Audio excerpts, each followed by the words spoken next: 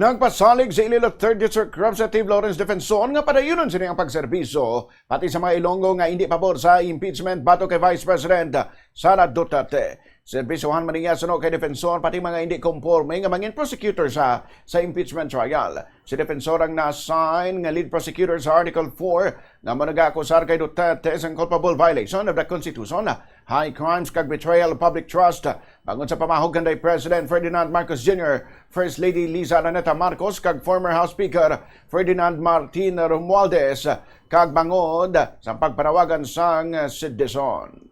Kung may taga Iloilo na hindi pabor sa impeachment at hindi pabor na naging prosecutor ako sa impeachment na ito, paglilingkuran ko pa rin sila habang congressman nila ako.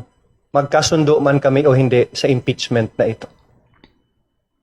Para naman sa Ilonggo nga mamalida ang fake news kagang trolls, amo sa mong pinagkarako nga pagpanghangkat sa ila bilang prosecutor sa impeachment trial.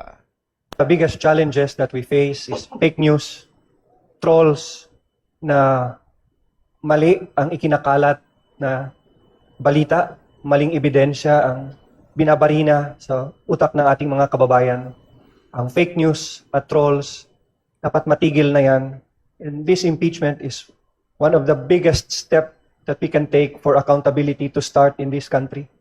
Pero dapat ma-overcome din natin ang fake news dahil hindi natin maaabot ang katotohanan, hindi lang sa impeachment na to, but truth in everyday living kung hindi natin ma-overcome ang fake news at mga trolls na umaatake hindi lang sa House of Representatives, but to truth itself.